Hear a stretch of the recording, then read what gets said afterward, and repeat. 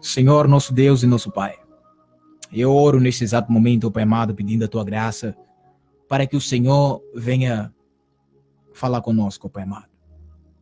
Pai, Tu conheces, ó Pai amado, dificuldades que Teus filhos têm enfrentado.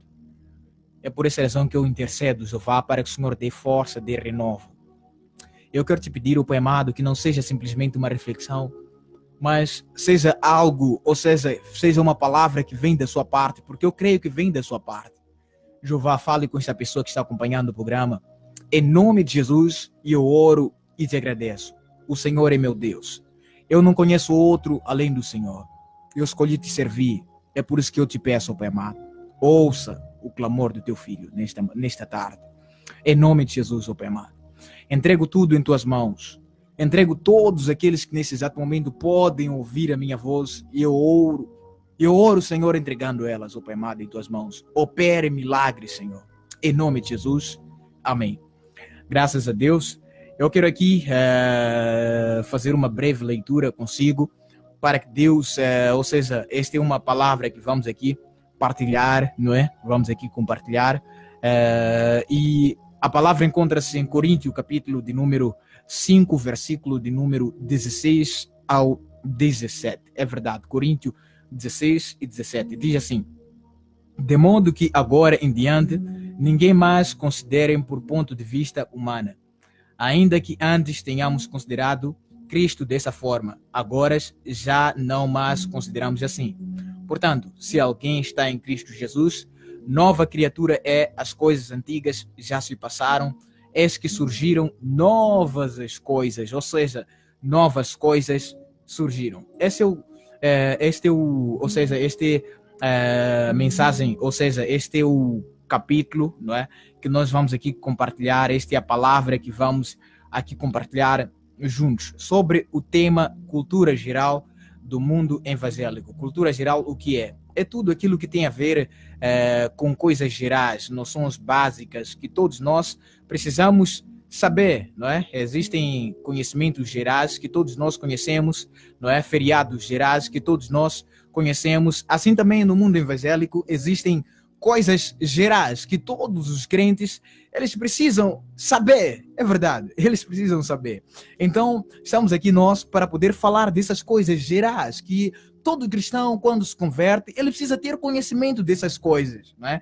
Realmente é disso que nós vamos aqui abordar neste tema de hoje sobre, no programa Relatos de Fé. É sobre isso que nós vamos abordar. Então, a primeira coisa, o que vem a ser, é realmente sobre isto pelo qual nós lemos aqui. Não é? Se alguém está em Cristo Jesus, nova criatura é, as coisas velhas já se passaram, eis que tudo se fez novo. Não é? Como é que se torna uma coisa nova? Como é que é, então? Eu quero aqui ilustrar com 2 exemplos.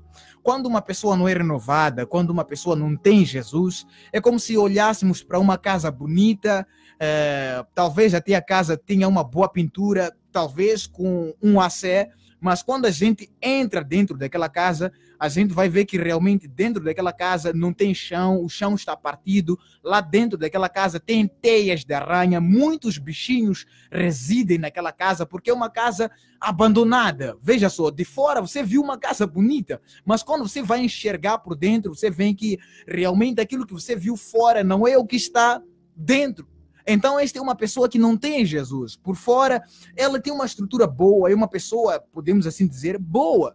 Mas dentro de si, Jesus não organizou essa pessoa. Eu quero ilustrar aqui também com o caso do homem gadareno, Marcos capítulo 5. A Bíblia diz que o Gadara, este homem gadareno, veja só que de fora, a diferença grande é esta, é que ele por fora era sujo, por dentro também era sujo. Demônios vários residiam dentro dele. Então aquele homem era sujo por dentro e por fora. Mas quando Jesus apoderou-se dele, ou seja, quando Jesus apareceu para ele, Jesus limpou o interior dele. Então significa que ele passou a ser limpo por fora e por dentro. E veja que naquela cidade de Gadara, não permitiram que Jesus habitasse naquele lugar, naquela cidade, não permitiram, giraram Jesus, então Jesus acabou se retirando. Veja só, assim também é. Quando alguém não tem Jesus, a pessoa veste-se de uma forma boa, vive de uma forma boa, mas dentro de si, ele não tem semelhança com Deus. Veja só, uma coisa é ser imagem de Deus, outra coisa é ser semelhança de Deus. Há uma grande diferença. Então a pessoa não é semelhante a Deus. Agora, quando você aceita Jesus como seu Senhor e Salvador, você deixa de roubar, você deixa de mentir, você deixa de fazer tudo aquilo que você fazia quando você estava no mundo. Então significa que não só fora você será limpo, mas também por dentro. Veja só, Jesus vai limpar você por dentro e vai moldar você por fora. Então, uma das evidências que vai mostrar que realmente você é alguém mudado, é alguém que aceitou Jesus, é alguém renovado, são suas atitudes. Suas atitudes com relação ao meio em que você vive. Então as pessoas, quando olharem para você, vai ver que você já não rouba, você já não fala mal, você já não é mais aquele blasfemo que era, você já não é mais aquele caluniador que era, você já não é mais aquele ladrão, você já não é mais aquele bêbado. Veja só, porque tudo que Satanás quer é rotular você, é colocar um título no teu nome, dizer aquele senhor é bêbado, aquele é devedor, é deve, não paga, aquele é tal, aquele é tal. Mas quando Jesus aparece, ele tira tudo isso, ele transforma você, renova você e faz com que você seja uma nova criatura. Então isso é uma coisa básica que todos nós como crentes precisamos saber. Só que existem outros, não é, que estão renovando, ou seja, estão a trazer de volta aquele homem que morreu. Jesus matou o teu homem interior, ou seja, Jesus matou o seu velho homem. Só que nos dias atuais nós podemos ver que vários crentes estão a levar aquele homem que está morto, estão a trazer, veja só, estão a trazer. Isto também é o que não pode acontecer no meio evangélico. Se Jesus nos matou a nossa natureza humana, agora temos que viver no Espírito. A Bíblia vai me dizer em Coríntios, ou seja, no livro de Colossenses, capítulo 3, dizendo ali, Paulo dando um conselho para os colossenses, porque assim, não é? Os colossos, eles não conheciam, ou seja, não conheciam Paulo de face, cara a cara. Eles não conheciam Paulo de cara a cara. Então, quem foi pregar o evangelho em Colossos foi um irmão chamado Epáfras. Epáfras foi lá, pregou. E quando Paulo teve noção, ou seja, teve conhecimento que em Colossos havia uma igreja fundada pelo o cooperador que era Epáfras, ele escreve uma carta. E quando ele escreve, chega no capítulo 3, ele diz: irmãos meus, se já ressuscitaste com Cristo, buscai as coisas que estão em cima. Veja só. Então, como crentes, somos motivados a buscar as coisas que vêm do alto, as coisas que são de Deus, realmente são de Deus. Em Jeremias capítulo 33, versículo 3, Deus mesmo falando, ele diz: clama a mim que te responder-te-ei coisas grandes, ocultas que tu não sabes. Então, como crentes agora, somos movidos, somos chamados através de Deus a renovar-nos dia após dia, ou seja, tudo isso quem faz é Deus. Então, somos chamados a nos achegar a Deus, como escreve Timóteo, capítulo, não é? Timóteo, ele diz: achegai-vos a Deus, que Deus achegará a vós. Então, agora que somos novas criaturas, temos que buscar de uma forma incessante a Deus, temos que buscar de uma forma incansável Deus, como Paulo escreve também em Colossos. Ele diz: irmãos meus, orai sem cessar. Veja só, orai sem cessar. Esse é o novo, ou seja, essa é uma outra parte que nós temos que entender, que agora como crente, nós temos que buscar a Deus, temos que orar, temos que orar. Oração o que é? É falar com Deus. Oração o que é? É buscar comunhão com Deus. Oração o que é? Oração é realmente criar um diálogo com Deus. Paulo, ou seja, quando você vai ler a Bíblia no livro de 1 Samuel no versículo, capítulo 16, 17, 18, onde começa a história de Davi, você vai ver que muitas vezes quando Davi orava, ele tinha diálogo com Deus, ele perguntava para Deus: subirei eu hoje, Senhor, para pelejar? E o Senhor por vezes respondia não, e por vezes o Senhor dizia sim. Então, oração é isso, é um diálogo que você cria com Deus. Como disse Billy Graham, ore até ter intimidade com Deus. Veja só, um dos maiores evangelistas americanos, ele diz: ora até ter comunhão com Deus. Então não pare de orar, não pare. E veja só, quanto mais você ora, mais perto de Deus você fica e mais longe do pecado você fica. Então ore. Agora como crentes, temos que buscar a Deus. Essas são noções básicas de crente. Quando ele aceita Jesus, ele precisa ter um conhecimento geral de tudo isso. E outra coisa que ele precisa saber é que agora que você é crente, Deus vai te dar proteção. Realmente. A Bíblia vai me dizer em Salmos, né? No livro de Salmos, Davi escrevendo, diz que aquele que habita no esconderijo do Altíssimo, na sombra do Onipotente, descansará. Veja só, Deus, ele vai te proteger assim ou seja, Deus vai te proteger assim como a galinha protege os seus pintos. Veja só, Deus vai te dar proteção em todas as áreas. Eu quero ilustrar isso aqui com o caso de este homem chamado Moisés. Moisés, quando ele, ou seja, antes do nascimento de Moisés, a mãe de Moisés, quando estava grávida, ou seja, antes mesmo de engravidar, a Bíblia vai me dizer que o povo estava no Egito antes de sair para a terra prometida, que era Canaã. A Bíblia vai me dizer ali que, de certa forma, as pessoas estavam lá num certo dia, veja só, no capítulo 1, capítulo 2, capítulo 3, capítulo 4 e capítulo 5, é onde que o povo de Israel começa a crescer, mas em terra alheia, isto é, começa a crescer no Egito, no lugar em que Deus não havia reservado para eles. Então o faraó começa a olhar o povo crescendo. Então, como era de costume, o rei tinha conselheiros. Então os conselheiros de faraó, do rei faraó, ou seja, do faraó, rei do Egito, apareceram para ele e disseram: olha, o povo está crescendo de uma forma tremenda, está a crescer mesmo.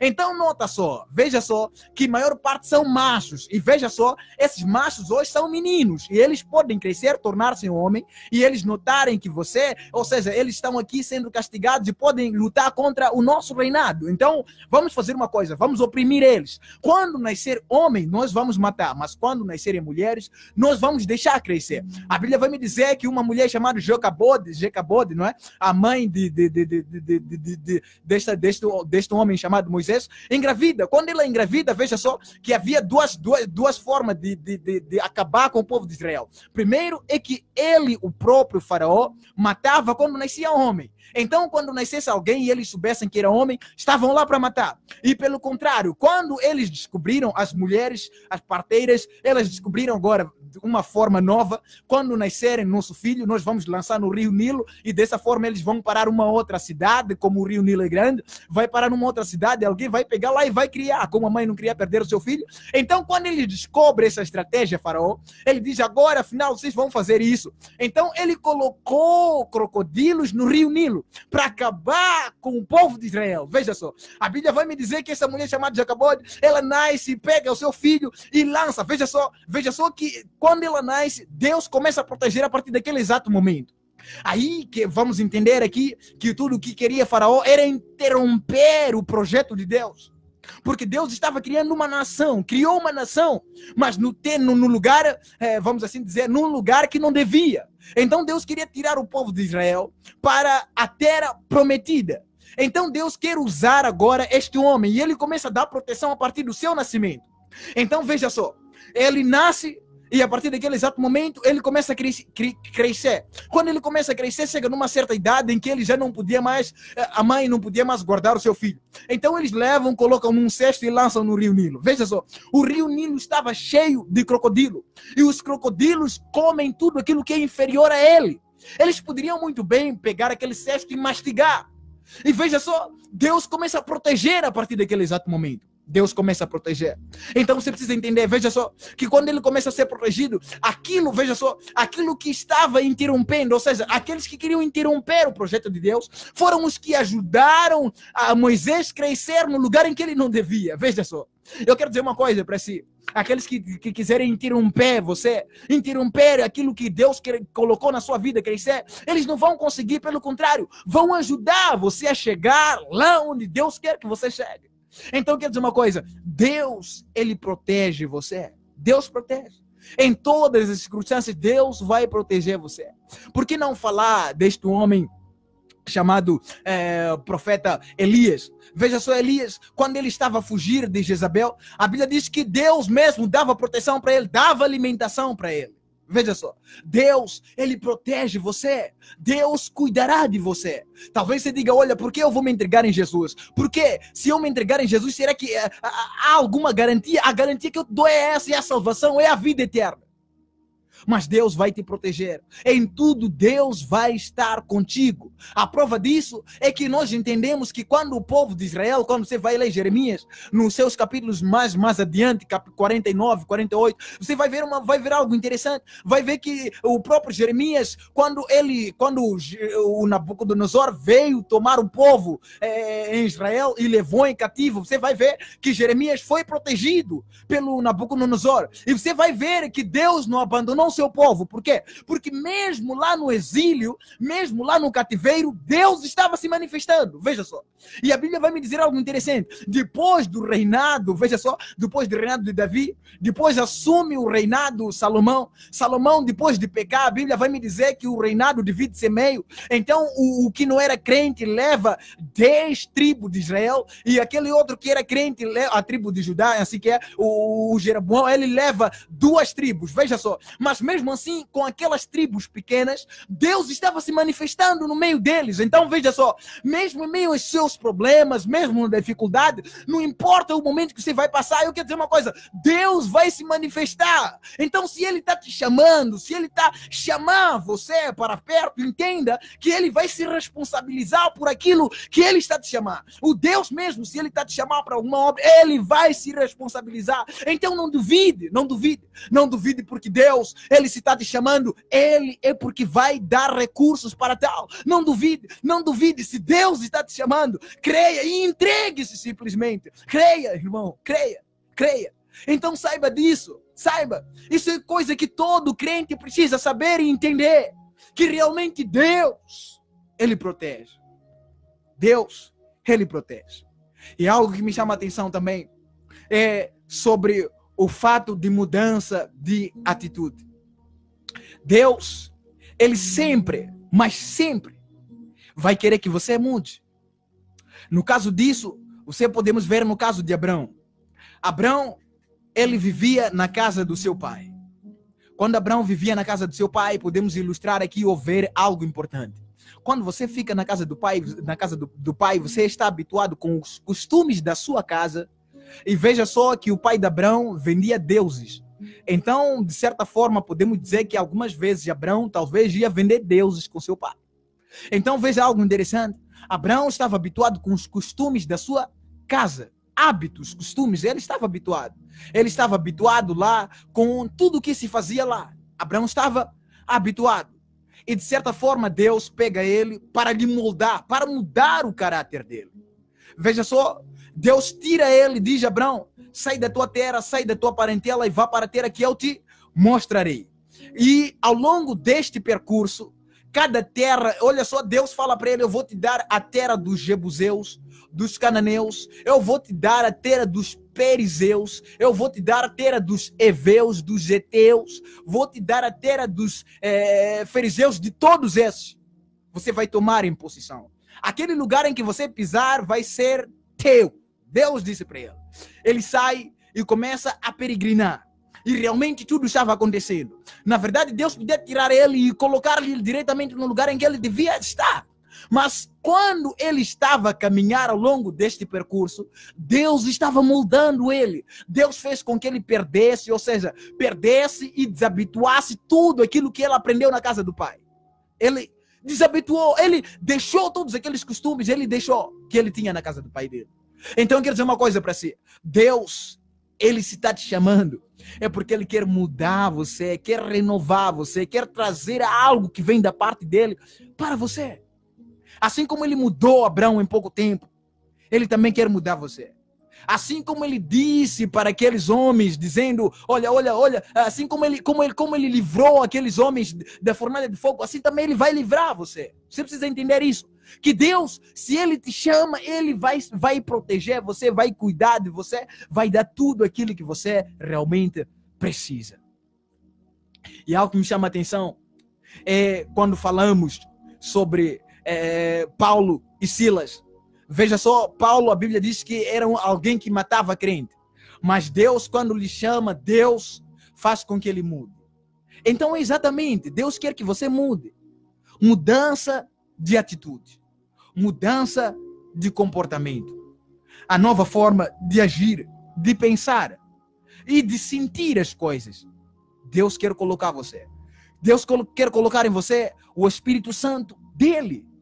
Deus, ele não só quer simplesmente fazer com que você sinta a presença dele, mas ele quer ter comunhão contigo. Porque muitas vezes pessoas dizem, eu creio que Deus existe. E eu creio, todos nós cremos que Deus existe. Até os demônios creem que Deus existe. Mas Deus o que quer é ter um relacionamento contigo. Deus, ele quer ser teu amigo. Deus quer. Assim como ele falava para Abraão, dizendo, Abraão é meu amigo, lhe esconderei eu, portanto, alguma coisa. Vou esconder eu alguma coisa para Abraão. E quando você vai ver no capítulo 18, vai ver que a Deus foi revelar para ele o maior dos segredos que ele queria fazer. Queria destruir a cidade de Sodoma e Gomorra. E ele orou, veja só. E outra coisa que precisa entender como crente, que o crente precisa ter noção, é que o crente precisa realmente ser alguém que jejua. É verdade. Existem certas coisas que nós adquirimos por mérito. É verdade, por mérito. O que é isso por mérito? Significa dizer, você recebe aquilo por merecer. Não porque a salvação é de graça. É verdade que a salvação é de graça. Mas tem certas coisas que Deus vai te dar porque você merece. Agora, não pense que você estando na sua casa, não orando, não buscando a Deus, que realmente a graça, ou seja, o poder de Deus vai se manifestar em você. Que você vai ser batizado em língua, sentado na sua casa. Isso são coisas que você recebe por mérito. Então você precisa orar, precisa buscar a Deus, precisa jejuar, para que isso venha acontecer na sua vida, realmente. Para que Deus se encha de poder, de graça dele, você precisa merecer. Você recebe isso por mérito. Então Jesus, lute. A Bíblia diz que Paulo, veja só, Paulo, a sombra de Pedro, me chama a atenção, a sombra de Pedro, quando ele passava, veja só, curava os enfermos. Eu me lembro uma parte da Bíblia, quando li Atos Apóstolos, que pegavam o lenço de Paulo e iam com ele na igreja. Quando chegavam na igreja, oravam e passavam pessoas com aquele pano e as pessoas eram curadas. Ele recebeu aquilo por mérito, porque ele tinha comunhão com Deus. Veja só. Então tudo que quer Deus é ter relacionamento contigo. Tem vitórias que você vai obter você lutando. Não pense que as coisas vão vir assim, de bandeja. Não. Você vai ter que lutar, irmão. E entenda, se você está em Cristo Jesus, não significa que as coisas vão ir mar maravilha. Não, não. Pelo contrário, tem vitórias que você vai obter por ganhar, ou seja, vai ganhar porque você vai ter que lutar. E tem vezes que essas mesmas vitórias ou tribulações que vão se levantar, é para fazer com que você se torne mais forte. Porque assim, quando os problemas surgem, quando as coisas vão surgindo, é para fazer com que a gente adquira maturidade. A gente cresce no mundo espiritual com batalha, orando, jejuando e lutando contra todo tipo de hostes celestiais. É verdade. É assim que a gente luta. Então eu quero dizer uma coisa, se você é crente, você precisa ter noção dessas coisas básicas. Realmente. Precisa ter.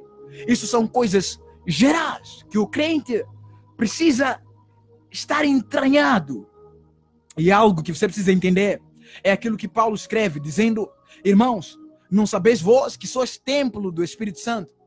Então entenda, agora que você aceitou Jesus, você é morada do Espírito Santo. Deixa-me só ilustrar aqui com o primeiro exemplo que acabei dando no princípio, sobre uma casa bonita. Veja só, a Bíblia diz algo interessante. Diz que veja só, que quando você aceita Jesus, automaticamente Deus vai andar contigo. Veja só, por quê? Porque a Bíblia vai me dizer em João capítulo número 14, versículo número 23, aquele que guarda a minha palavra e vive na minha palavra, eu e meu Pai viremos nele e faremos morada. E quando você vai ler em Efésios, Paulo escreve dizendo, irmãos meus, não sabeis vós que sois templo do Espírito Santo? Então a sua casa, o seu corpo passa a ser o templo do Espírito Santo. Deus, ela agora passa a residir dentro de você. Agora você passa a ser uma moradia, passa a ser igreja de Deus. É verdade. Você passa a ser igreja de Deus. E quando isso começa a acontecer, você precisa entender que você precisa encontrar uma igreja evangélica para se enquadrar. É verdade. Você precisa encontrar uma igreja evangélica para se enquadrar, para fazer parte de lá, para adorar a Deus lá. Porque é lá onde que Deus vai te fazer crescer até te levar à estatura perfeita, como diz segunda João, capítulo 3, onde diz aí, irmãos meus, ainda não é manifesto o que nós seremos, mas quando se manifestar, seremos iguais, semelhantes a Ele. Então é aí onde Deus vai te fazer crescer. Você precisa entender isso. Você precisa entender também que agora que você é crente, você precisa fugir.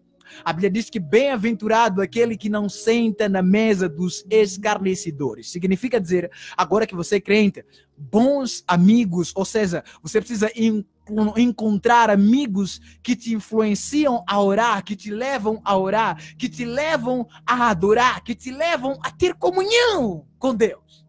Realmente. Então é isso que precisa acontecer. Eu quero aqui em pouco tempo orar consigo para que Deus venha abençoar, venha tocar você, venha trazer de volta. Pai, em nome de Jesus, Tu és o meu Deus, o meu Pai. Eu não conheço outro Deus além do Senhor. Tu és o Pai, o Deus de Abraão, de Isaac e Jacó. Tu és, Senhor, aquele que ressuscitou mortos. Tu és aquele que chamou Lázaro, dizendo, Lázaro, sai para fora, e Lázaro saiu. Tu és, Senhor, aquele que trouxe esperança para aquela mulher que não estava sem esperança. Ela estava sem esperança. Ela esperava que o Senhor dissesse, atirem, cumprem a lei, atirem pedra e apedrejem e matem ela. Mas o Senhor disse àquele que não tem pecado, atire a primeira pedra. E ela ficou com esperança porque ela sabia que todos eram pecadores e todos podiam se retirar sem atirar nenhuma pedra para ela. E quando estava sós o Senhor com ela, o Senhor disse para ela, quem te condenou? E ela disse, ninguém. E o Senhor disse, eu também não te condeno. Vai e não peques mais. E eu estou orando, Jeová, por essa pessoa que está acompanhando agora. Eu estou orando, Senhor, porque o Senhor é Deus justo, fiel. Tu és a justiça, Deus. Tu és o Deus vivo. Eu oro, Senhor, para que o Senhor traga de volta esta pessoa que talvez, de certa forma, pensou que não havia esperança para ela. Pai, eu oro para que o Senhor fale com ela, fale, ó Pai amado, e mostre que ainda há solução para a vida dela, Senhor. Pai, eu oro por este pai, talvez que se encontra-se endividado. Pai, eu te peço, Pai amado, dê recursos a ele, Senhor, e ajude-o a caminhar, Senhor, na tua palavra. Ajude, Senhor. Eu te peço, Pai amado. E eu oro por essa pessoa que está injustiçada. Esta pessoa que talvez, de certa forma, passou por algum problema e ela pensou que estava procurando alguém para testemunhar, dizer para ela que aquilo quem fez não é ela, mas não havia testemunho. E todos estavam contra ele porque não havia ninguém para testemunhar. E quando isso aconteceu, só o Senhor viu. E o Senhor sabe que ele é inocente e agora está passando por uma injustiça. Pai, eu estou orando. Eu estou orando para que o Senhor faça a sua justiça, Jeová. Eu estou orando para que o Senhor cure essa pessoa que se encontra no hospital acamada. Pai, eu oro, Pai amado, e eu repreendo essa enfermidade, Jeová. E eu quebro, Senhor, se essa pessoa sofre de marido da noite, à noite não dorme. Pai, eu estou orando e eu quebro, Jeová. Em nome de Jesus eu oro. E eu oro também, Pai amado, por essas pessoas que pensam que não são felizes, porque talvez alguém lhe amaldiçoou, porque alguém lhe proferiu alguma palavra. Pai, eu estou orando, Senhor, quebrando todo tipo de laço diabólico e traga esperança para aquela pessoa que não tem esperança. Pai, em nome de Jesus eu oro e te agradeço, Pai amado. Tu és o meu Deus, em ti eu confio e eu sei que pedindo no Senhor eu recebo, porque o Senhor é aquele que disse, se pedires alguma coisa em meu nome recebereis, para que o Filho seja glorificado no Pai e o Pai no Filho, e em teu nome eu estou orando, Pai amado. Se há alguém, Senhor, que neste exato momento está acompanhando a mensagem, mas de certa forma a pessoa se sente abandonada, Pai, eu te peço, Pai amado, fale com ele, mostre que o Senhor não abandonou, em nome de Jesus, e eu oro e te agradeço, em nome de Jesus. Aleluia.